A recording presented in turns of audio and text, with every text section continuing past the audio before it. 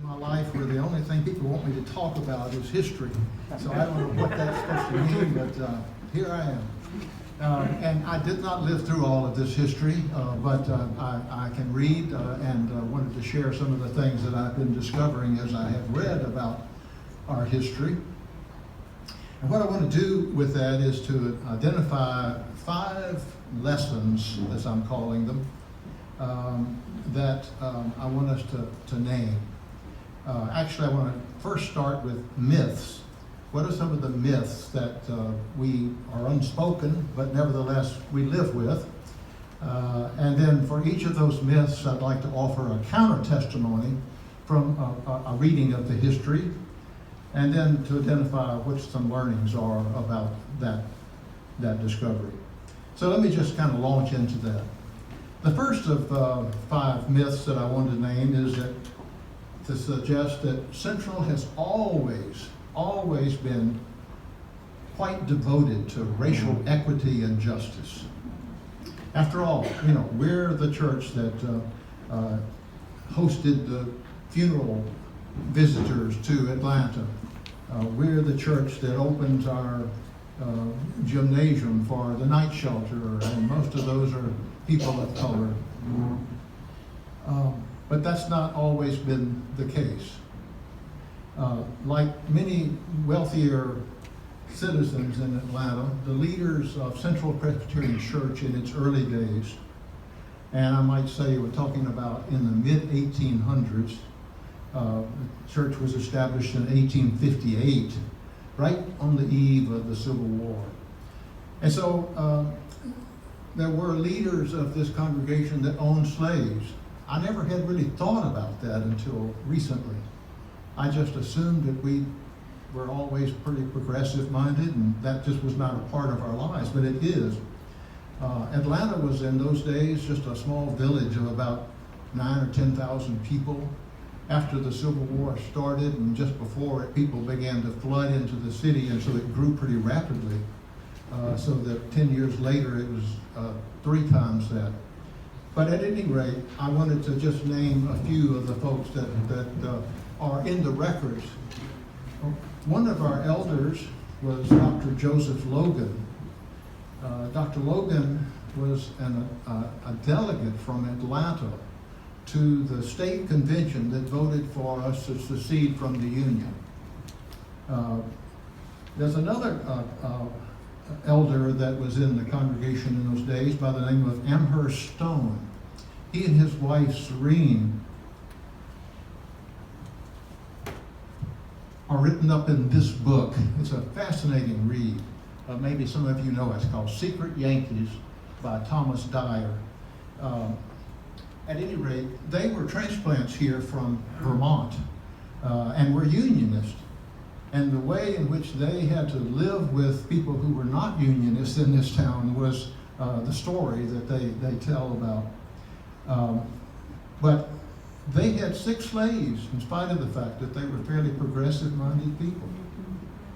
And not unlike so many more people who were people of wealth in the city. Our pastors, John Rogers was our first pastor. He was a staunch secessionist. Robert Mallard, who was our second pastor, and some of us who have been in the journey class on Sunday mornings have heard a little bit more about him. But he grew up on plantation life down in Liberty County, Georgia, and was a chaplain to the Confederate States of military when he was during the war. And he had 5 slaves that lived with him. So all of that is, to me, just, I'd always just thought we somehow or another avoided that. But we started right before the Civil War, and many of our members went to war over the issue of slavery.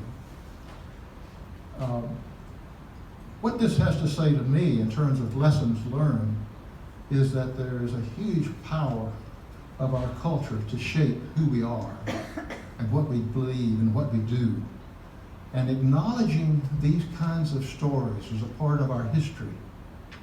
Naming those stories is a starting point and a long journey that all of us need to be on in addressing the issue of white supremacy.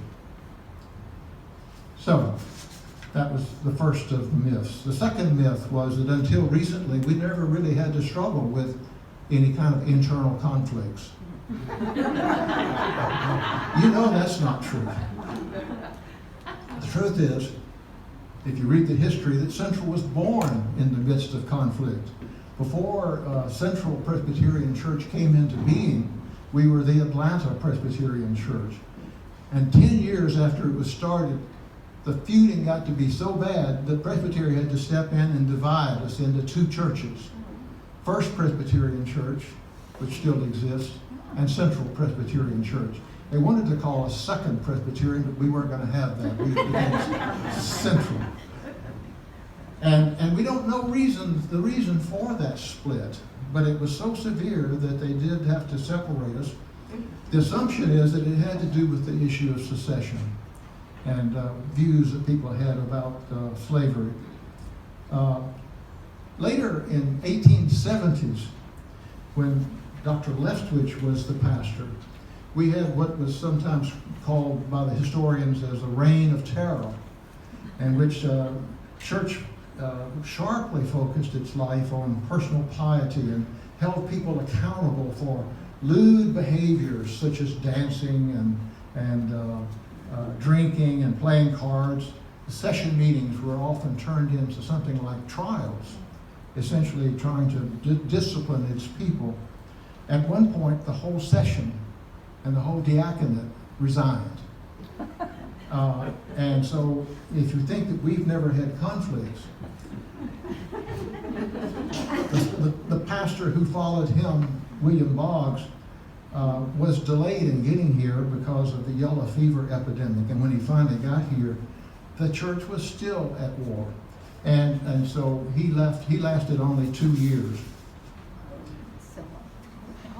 A third myth that I wanted to name quickly is that Central has always focused on social justice, always been engaged in community ministry. Well, during the counter testimony to that myth is that during and immediately after the Civil War, we were a neighborhood church. People literally walked to church from where they lived. And our energy, if you can imagine what it was like to live in Atlanta right after the Civil War, everything was destroyed. And people were engaged primarily in surviving. And that was true of the church as well. Somehow or another, they got through all of that. And by the 1880s, under the leadership of our sixth pastor, Given Strickler, the congregation began to heal and began to be much more focused on the community and serving it. There was a deep, deep hunger that they felt for reconciliation among the folks. So apologies were sent out to some of the people that had been literally excommunicated from the church. And get this, 12 new outpost Sunday school Sunday schools were set up all over the city from this church. And some of them went on to become congregations. 50% of our benevolent budget, was for benevolences. The congregation began to grow, and to the point of all that, the lesson in all that, I think, is that when we spend all of our time with internal conflicts, we just start to die.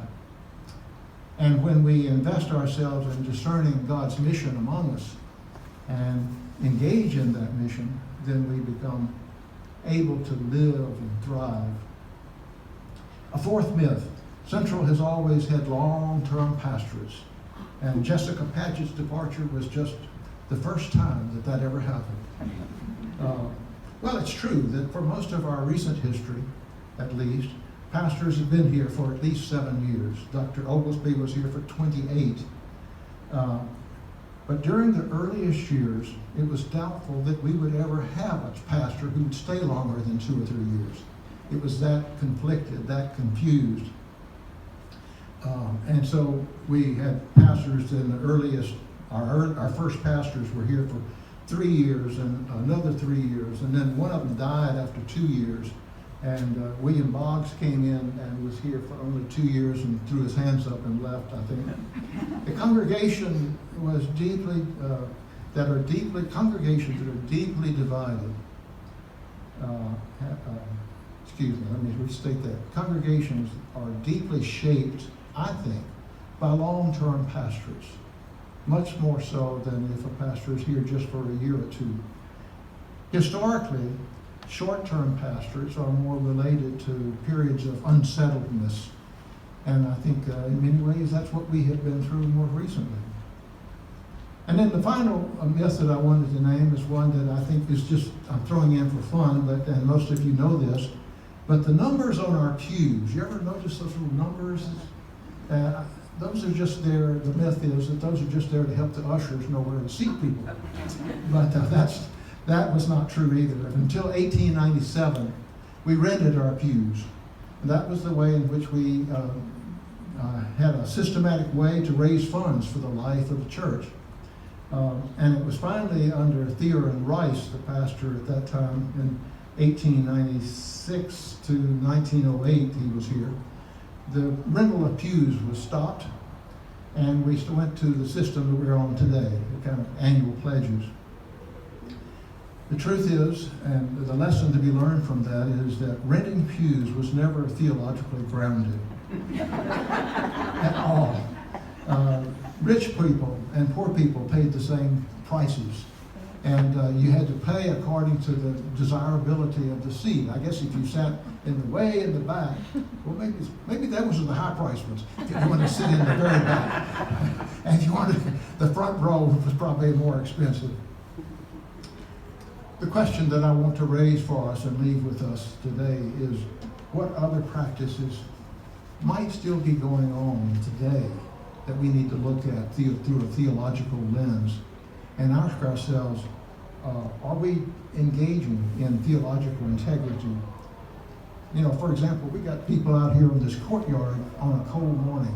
Why aren't they inside? We need to look at issues like that. Lord bless you real good.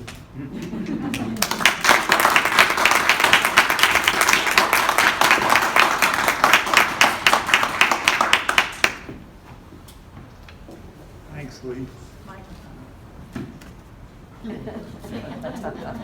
I kind of like that thing.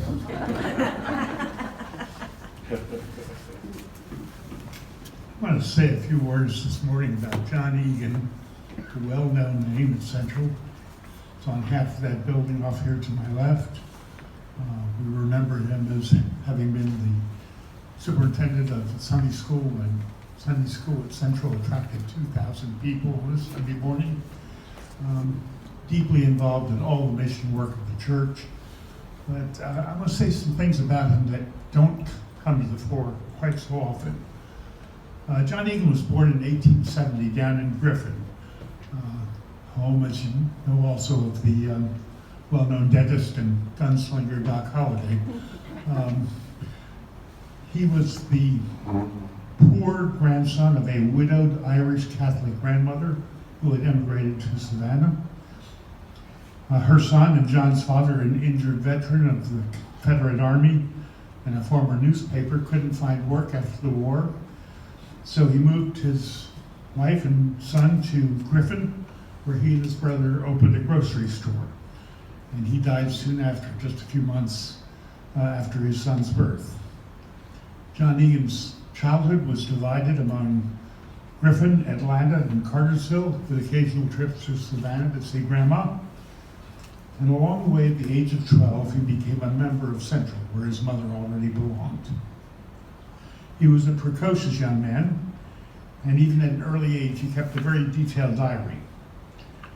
At the time of his confirmation in this church, he entered a covenant with God, and he wrote, "Father, enable me to become a rich man, make $1 million by the time I am 30 years old, and I promise you I will give you 1/10 of all I make." Well, during his young years, he worked for his uncle, and when he was 21 years old, he took $6,000 inherited from his grandmother and invested it. 8 years later, he had increased the value of that corpus to $73,000. During that same period, his uncle grew ill. He took over the business and generated more profits than he'd ever seen before. And that same grateful uncle, upon his death, bequeathed the major share of his estate, primarily real estate and a tobacco company, valued at about $750,000 to John. Now, I went and checked to see what that would be worth today. $750,000, any guesses? $24 million the young man inherited. And a May entry in 1900, his diary included this prayer: O Lord, show me how to invest thy wealth to promote thy glory, so that I may bear much fruit. Well, he did well in the tobacco business as well as his real estate. And Hannah knows a bit about that. She's researched some of his property down in East Point. But he decided that shouldn't be his life's work. So he wrote again in his diary, my chief aim is to glorify God. I believe there may be fields of endeavor where I can glorify him more than in this business. I don't know whether he had something about tobacco or not, but anyway, that was not to be what he wanted to do. He settled in Atlanta, became involved, as we've come to know, in all of the many mission activities that were starting to emerge at Central, and we'll hear a bit more today. And that story is well told in the book, The Church That Stayed, that some of you have read.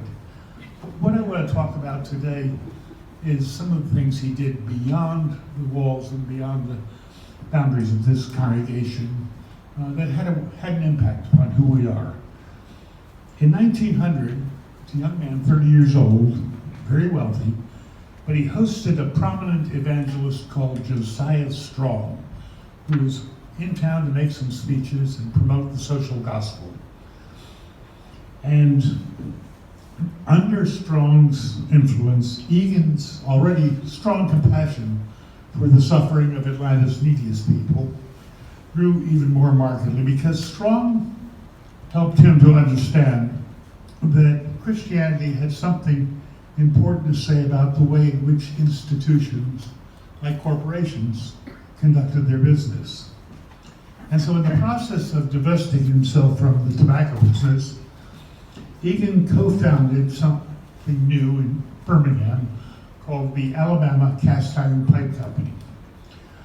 Other investors were J.B. Campbell, another member of this church, George Muse, famous for having the Muse clothing company and other ventures of that kind. At any rate, they formed this ACIPO, a SIPCO company in Birmingham, and he quickly instituted what he called the golden rule of life and business, and soon attracted national attention. He started paying good living wages. He reduced shifts to 9 hours for all workers. He paid overtime. He offered sick leave. He invested in worker safety. He constructed affordable housing for his workers, as well as schools, churches, a medical clinic, a library, a bank, and an employee operated store. He started profit sharing for all employees, and he invited them to serve on the board. And when he died, by which time he had accumulated all of the common stock in his company, he left the entire ownership of that company to the employees. They own it to this day. It's an international firm, but remarkable. His concern about social welfare also led him to chair the Georgia Prison Reform Commission, which was in bad shape, and to become a leading voice in support of local and national ecumenical activities. This morning, I just Googling around, because I've actually become fascinated by this guy. He's worth about 10 doctoral dissertations. I came across a speech he gave advocating the rights of striking union workers over here at the Fulton County, Fulton Bag Mill in 1914. He was chair of something called Men and Religion.